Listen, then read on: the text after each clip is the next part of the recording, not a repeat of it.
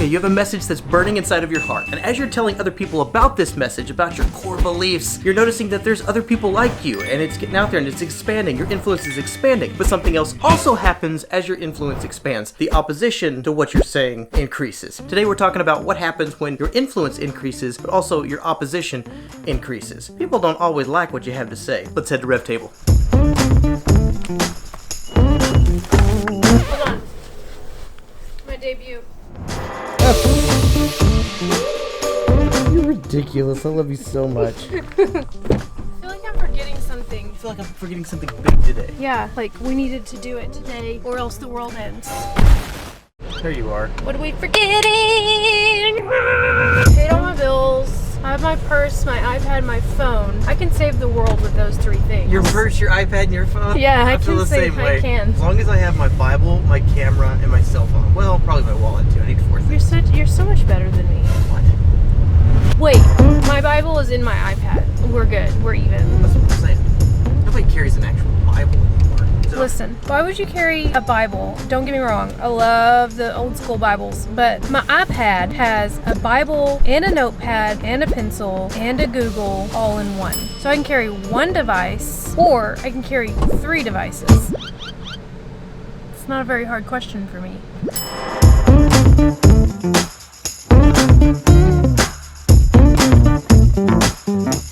I think we're on to a really good topic today because just before we left, right as we were pulling out of the parking lot, I just felt like, why in the world are we talking about this? Like, do I consider myself an influencer or my message to be important? All the opposition that comes. Morning, Dave. Good morning, Pastor. What a beautiful pastor we have. Good morning, Kathy. Hello. It's okay, we're at Rev Table, right? Get you cleaned up. The problem with social media is in the term itself. It's a selfie. You're self-evaluating yourself. That's the worst client you could ever have, is yourself. The second thing is, it's just a snapshot, and all the snapshots are true. But until you line them all up, you don't have the video, which gives you a full picture of what's really going on. When somebody says, oh, why does everybody hate me? If she's saying that, she's assuming somebody that likes me is going to listen to me. Ultimately, we're going to have to figure out how to record in a real way how God is telling our story. It's like there are other versions, but they won't stand up to scrutiny over a long period of time. Your assumption is when the light turns on, it activates opposition. Not always.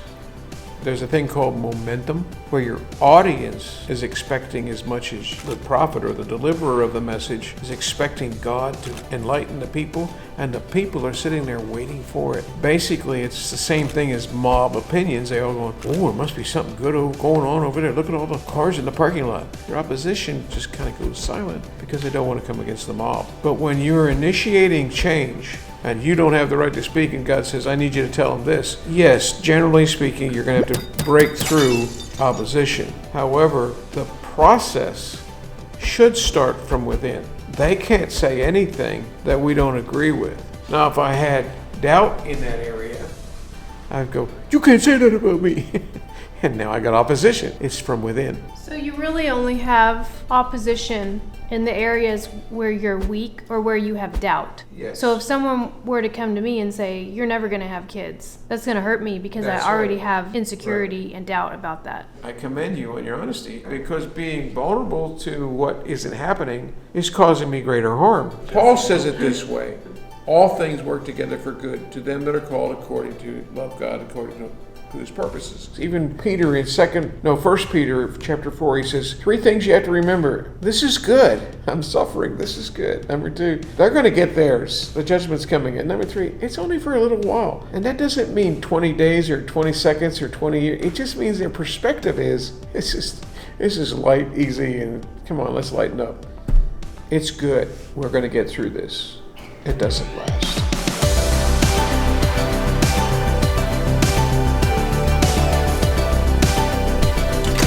And Dave kind of addressed it, but that's kind of my thinking as well. I've always thought that whenever you turn on the light, meaning like you're fulfilling the will of God, you're testifying of the message that He's put inside of you, it tends to attract bugs. When you turn the light on, it attracts bugs, people with negative, demonic, contrary opinions as to what you're saying on behalf of the Lord. Now, what he was saying is true. If you have insecurities, demonic strongholds, things that you're not confident in what the Lord has called you to do, what He said, what He's called you to do, who you are, those types of things, then you're going to find some inner conflict and turmoil, and that's really where the battle is. The opposition out there as far as words in social media or folks that you're preaching to or teaching to, that's really between them and God. And all of the opposition, though it may be heated, though it may be angry, but may be sharp and vulgar from time to time, screaming in the parking lots, it's really between them and their God. It has nothing to do with you. It's the internal work that Jesus does in you that makes the difference.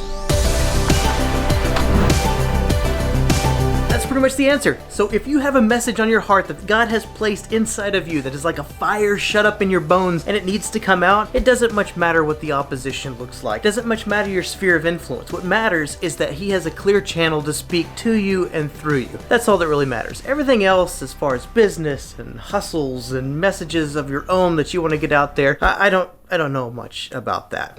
It's not my wheelhouse. Where my wheelhouse is, and hopefully what I can impart to you, is if the Lord has said it, you have the obligation and the responsibility to communicate that message no matter what the opposition's like. Sometimes, though, it costs you your life or your reputation or your perceived image of what it's supposed to look like. It doesn't matter because it's worth it, because He's worth it.